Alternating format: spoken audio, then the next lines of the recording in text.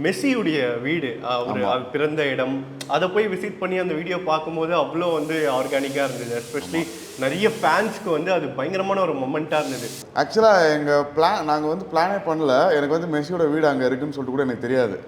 நாங்கள் ஒரு வீசாக்காக வெயிட் பண்ணிட்டு இருந்தோம். அந்த டைம் பீரியடில் தான் வந்து பார்த்துட்டு இருக்கும்போது சரி என்னென்ன இருக்குது பக்கத்தில் என்னென்ன இருக்குன்னு பார்க்கும்போது மெஸ்ஸியோட ஊரே எங்கே தான்டா இருக்குது பக்கத்தில். சரி ஓகே இவ்வளோ தூரம் வந்துட்டோம், தலைவன் ஏரியாவை போய் பார்த்துட்டு போயிடலாம் அப்படின்னு சொல்லிட்டு போகும்போது தான் ரொம்ப ஒரு இயல்மையான ஒரு இருக்கக்கூடிய, அதாவது வந்து அந்த சிட்டியில் பணக்காரங்க இருக்கக்கூடிய ஒரு சைடு இருக்கும், ஏழைங்க இருக்கக்கூடிய ஒரு சைடு. அந்த ஏழைங்க இருக்கக்கூடிய சைடில் தான் வந்து பார்த்தீங்கன்னா வந்து மெஸ்ஸியோட அவங்களோட வீடு இருக்குது. ஸோ அது உள்ளெல்லாம் போகும்போது வந்து பயங்கரமான ஃபீலாக இருந்தது. இங்கே தான் வந்து விளையாடி இருப்பார், இங்கே தான் வந்து அது இல்லாமல் அவங்களுடைய ஃப்ரெண்டோட அண்ணனை மீட் பண்ணோம்.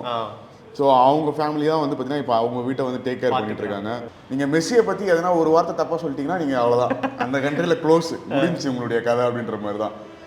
அண்டு அந்த வீடெல்லாம் பார்க்கும்போது இங்கேருந்து ஒருத்தர் இவ்வளோ பெருசாக போயிருக்காருன்னா வந்து கண்டிப்பாக எல்லாரும் நான் வீடியோலேயே சொல்லியிருப்பேன், நம்ம வந்து எது நினச்சாலும் வந்து கண்டிப்பாக பண்ண முடியும் நம்மளால் அப்படின்னு சொல்லிட்டு ஒரு பயங்கரமான ஒரு இன்ஸ்பிரேஷனாக இருந்தது.